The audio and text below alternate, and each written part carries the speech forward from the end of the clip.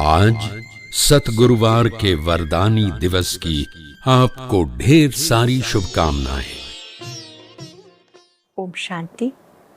आज 4 अप्रैल 2024 के साकार मधुर महावाक्य हैं।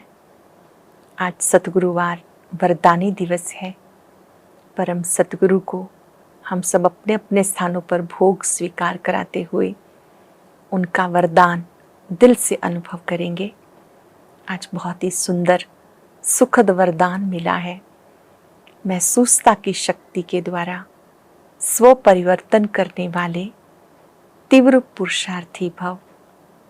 महसूसता की शक्ति से अनुभूतियाँ होती हैं और ये अनुभव ब्राह्मण जीवन का फाउंडेशन है। इसी से उड़ती कला का अनुभव करते हैं। ये महसूसता की शक्ति सहज परिवर्तन करा देती है। आज बहुत सुंदर बात बाबा ने ड्रामा के राज की बताई। ये ड्रामा का पाठ बहुत ही मदद करता है।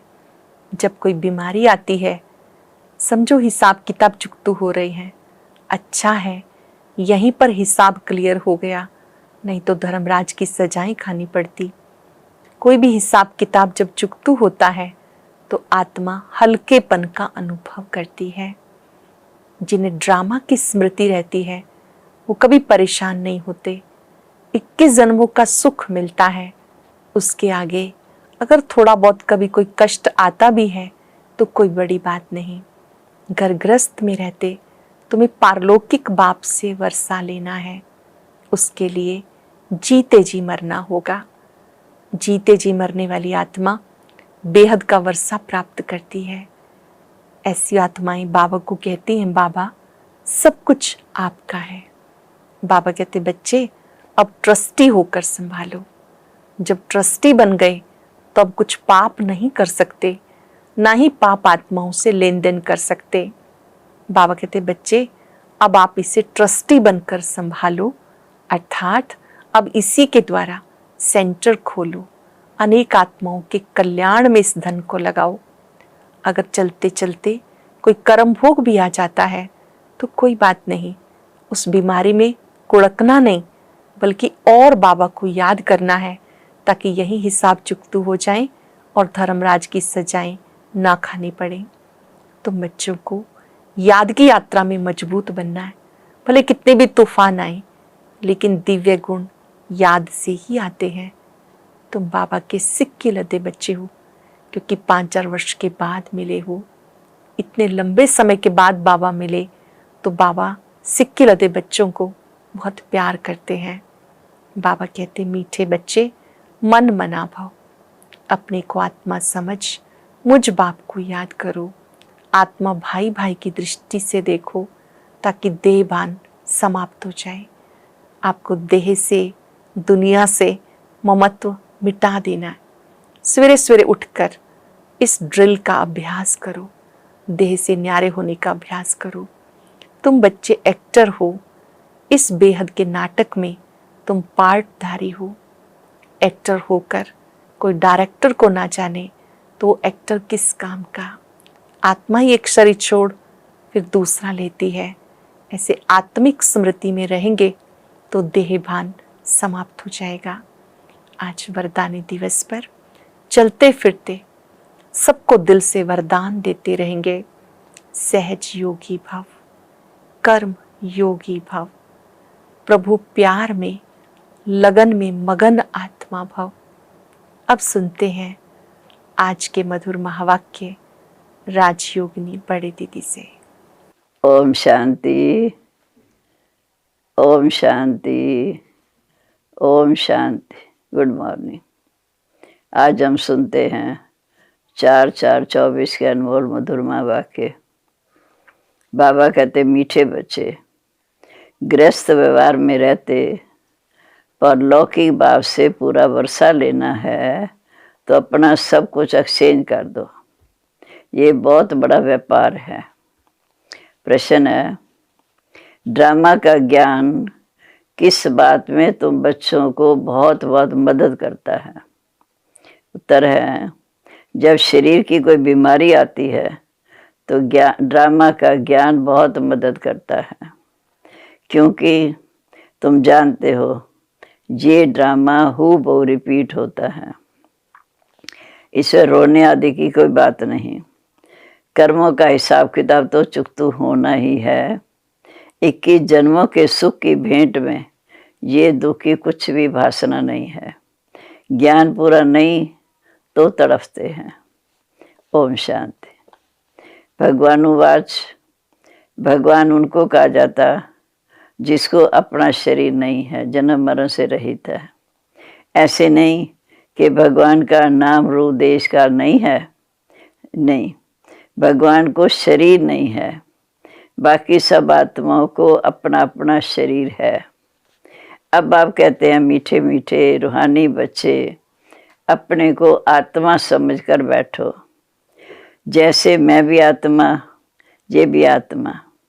आत्मा ही सुनती है, आत्मा ही पाठ बजाती है, आत्मा ही अपने संस्कार ले जाती है।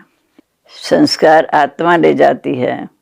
अच्छे बुरे कर्मों का फल भी आत्मा को ही भोगना पड़ता है शरीर के साथ। बगैर शरीर तो कोई भोग नहीं सकता। इसलिए बाप कहते अपने को आत्मा समझकर बैठो। बाबा हमको सुनाते हैं, मैं आत्मा सुन रही हूँ इस शरीर द्वारा। भगवानुवाच मन मना भव। देह से ही देह के सब धर्मों को त्याग कर अपने को आत्मा समझ एक बाप को याद करो। ये एक ही बाप कहते हैं। गीता का भगवान जो है, भगवान माना ही जो जन्म मरण रहित है। बाप समझाते मेरा जन्म अलौकिक है और कोई ऐसे जन्म वाला नहीं है।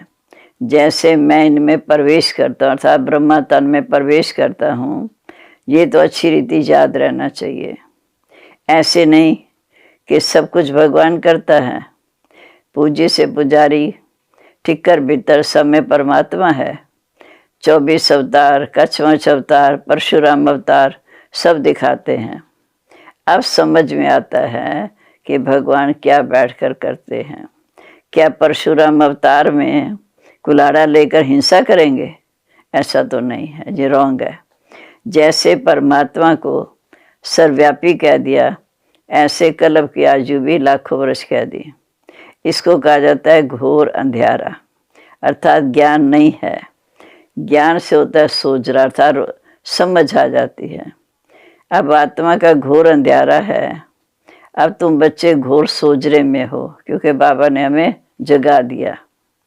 तुम सबकी अच्छी रीति जानते हो, इसलिए तुम्हें पूजा आदि करने की दरकार नहीं। तुम अभी पुजारीपन से मुक्त हुए हो। देवी देवता बनने के लिए तुम पुरुषार्थ कर रहे हो। तुम्हें पूज्य देवी देवता थे, फिर पुजारी मनुष्य बने। सतयुग त्रेता में देवी देवता थे, फिर द्वापर से पुजारी मनुष्य बने। मनुष्य में आश्री गुण, देवताओं का तो गायन है कि मनुष्य से देवता किए करत न लागे वार। मनुष्यों को देवता किए देर नहीं लगती। बाबा तो आकर हमें आए हैं मनुष्य से देवता बनाने। 1 सेकंड में देवता बना देते हैं। बाप को पहचाना, शिव बाबा को बाबा कहने लगा, तो बाबा कहने से दिल में आता है कि बाप के वर्षे के अधिकारी हैं, हम ही स्वर्ग के मालिक हैं। ये है बेहद का बाप। और तुम फट से आकर परलौकिक बाप के बने हो। बाप फिर कहते अच्छा गृहस्थ व्यवहार में रहते, अब परलौकिक बाप से वर्षा ले लो। रहो घर गृहस्थ में, लेकिन परलौकिक बाप से वर्षा ले लो। लेकिन वर्षा सिर्फ तुम लेते ही आए, पहले भी लिया था, अब भी ले रहे हो। लौकिक वर्षे को भी परलौकिक वर्षे के साथ एक्सचेंज कर दो। कितना अच्छा व्यापार है। लेकिन होगा क्या, ये है व्यर्थ का वर्षा। इसको झट गरीब ले लेते हैं, गरीबों को अडॉप्ट करते हैं। बाप भी गरीब निवास है। गायन है, मैं गरीब निवास हूँ। भारत इस समय सबसे गरीब है। मैं आता भी भारत में हूँ। इनको आकर गरीबों को साहूकार बनाता हूँ। भारत की महिमा बहुत भारी है। ये सबसे बड़ा तीर्थ है भारत, परंतु कल्लभ की आयु लंबी कर देने से बिल्कुल भूल गए हैं। समझते हैं भारत बहुत साहूकार था, अब गरीब बना। आ गया ना आज़ादी, जहाँ से कितना विदेश में जाता था। अभी समझते हैं कि भारत बहुत गरीब है, इसलिए भारत को मदद कर रहे हैं। अब कोई बड़ा स्वामी फेल हो जाता है तो आपस में फैसला कर उनको मदद देते हैं। ये भारत है सबसे प्राचीन। भारत ही स्वर्ग था। पहले पहले भारत में ही आदि सनातन देवी देवता धर्म था। सिर्फ कल्लभ की आयु लंबी कर देने से मूझ गए। भारत को मदद भी देखो इस समय कितनी कर रहे हैं। बाप को भी भारत में आना है। तुम बच्चे जानते हो, हम इस समय बाप से वर्षा ले रहे हैं। लौकिक बाप का वर्षा पर लौकिक बाप में एक्सचेंज करते हैं। जैसे ब्रह्मा बाबा को देखा, पर लौकिक बाप से तो ताज तख्त मिलता है। कहाँ वो बादशाही, कहाँ गदाई।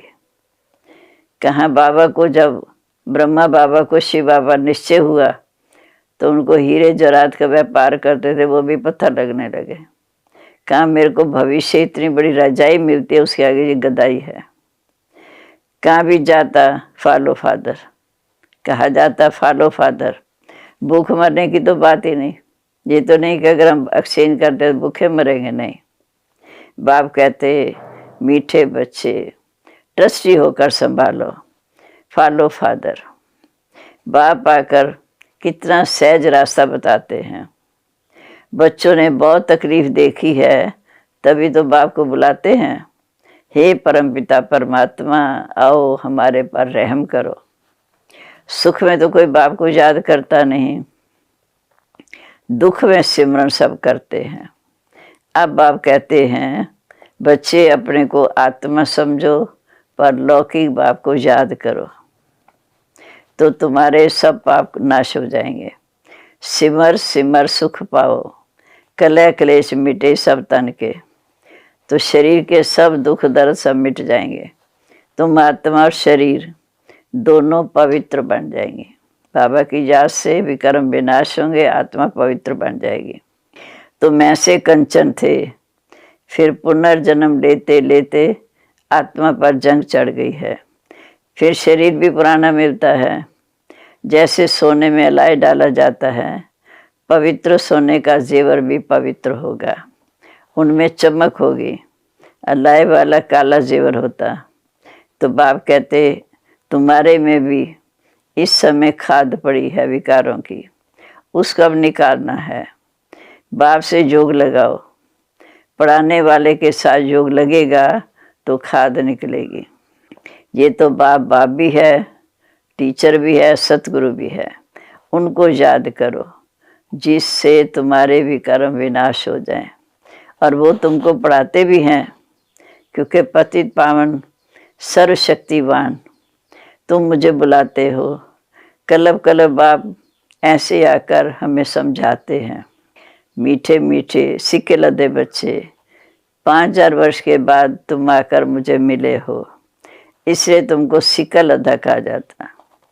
अभी देह का अहंकार छोड़ आत्म अभिमानी बनो।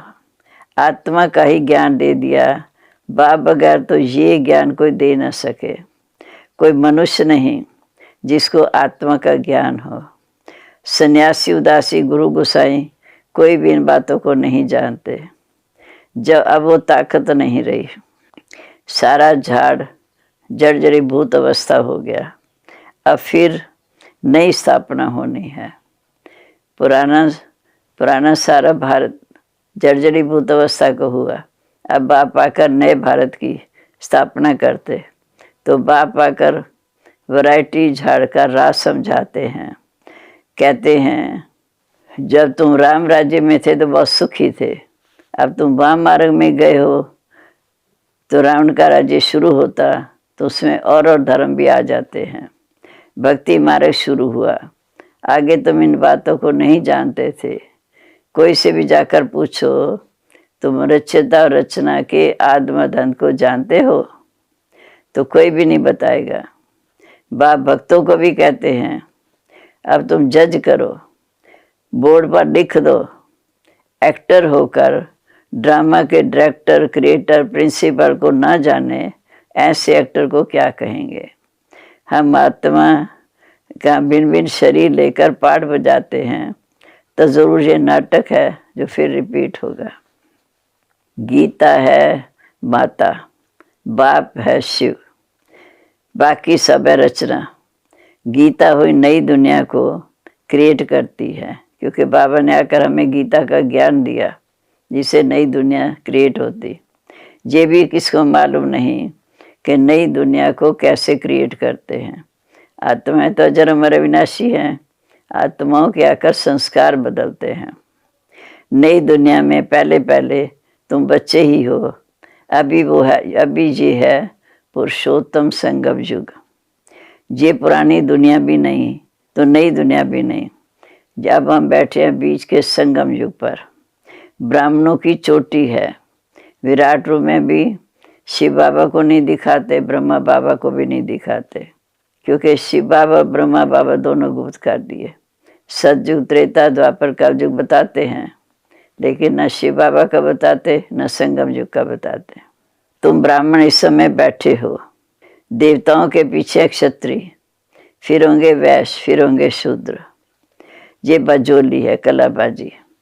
तुम सिर्फ बजोली को याद करो, यही तुम्हारे लिए 84 जन्म की यात्रा है।